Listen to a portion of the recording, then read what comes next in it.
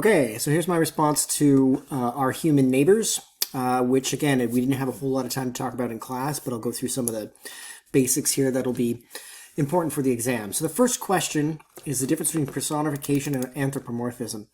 So there are, personification is where inanimate objects or animals or something that's not human is given human qualities. Now, it's the same kind of thing with anthropomorphism, except for you don't have a kind of consciousness.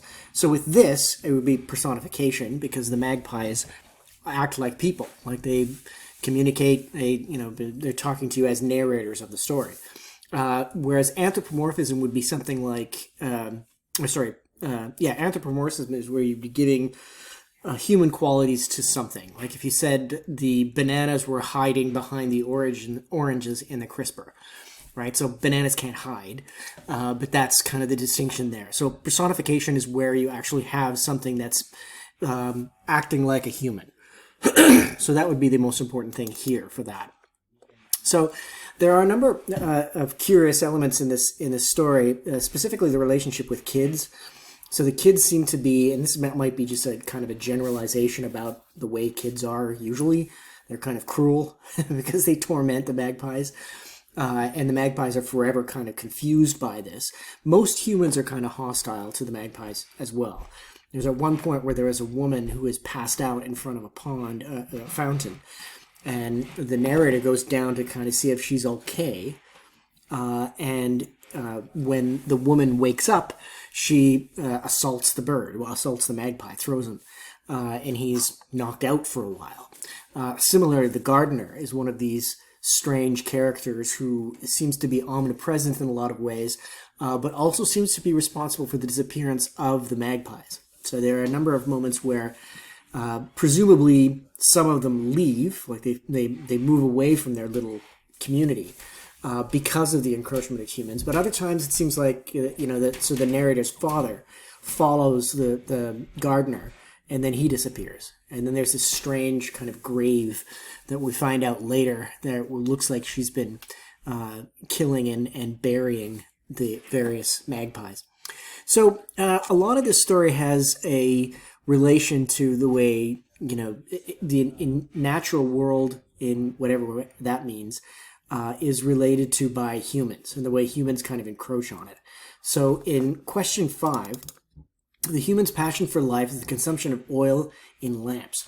So this is them staying up late and having kind of crazy parties and sometimes getting violent. Gunshots seem to ring out from time to time. So, and eventually at the end of the story, that seems to be the demise of the humans. Like something got crazy at a party, set everything on fire, and now the community's gone.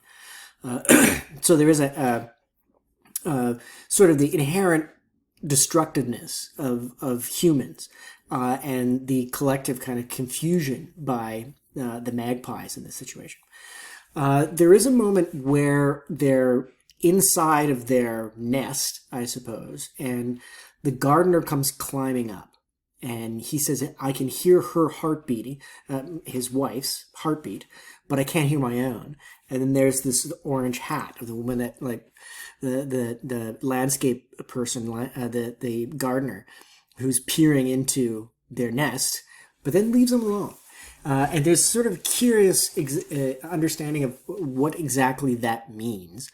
And so the gardener is one of these figures that's a kind of dangerous but mysterious kind of a character. We know that she has, or at least it's highly implied, that she has killed some of the birds, but certainly it might also be responsible for the fires that happen later. So we don't really know exactly about that specifically.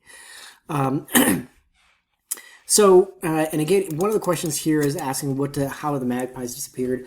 I think there's a variety of reasons, but it's pretty clear that there's a kind of antagonism between humans and the natural world, in terms of the natural world of the magpies, that they seem to be threatened by them.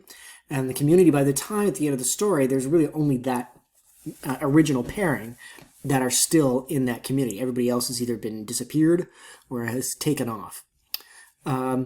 So looking at the relationship to nature, right? So a lot of the stories in this have, again, there's a kind of narrative structure here that is very foreign to me. It's not a European way of narration, if I can categorize something as that.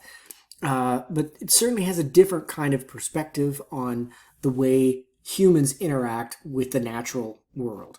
And that it seems to be that there's a kind of antagonism there that's going on, where perhaps there's a more benevolent point of view from the magpies. They're not really antagonistic towards humans. In fact, in many respects, they seem to be much more compassionate towards humans than humans are to the magpies. And a lot of the violence and the antagonism doesn't really have a reason, right? So the kids are killing magpies because they want to kill the magpies. They want to antagonize them. And I think, generalizing this in a very problematic way, I will say, is I have a friend who at one point said there was a magpie that was sitting on a fence outside of his yard.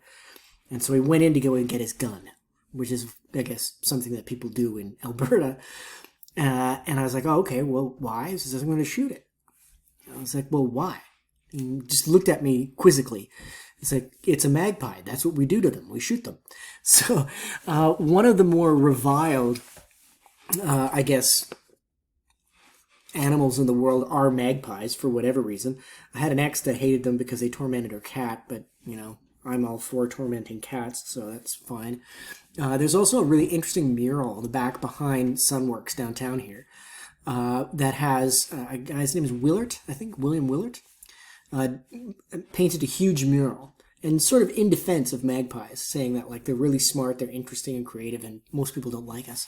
So there's kind of a universal sentiment, I guess, that magpies are somehow reviled. And this story sort of outlines that. Okay.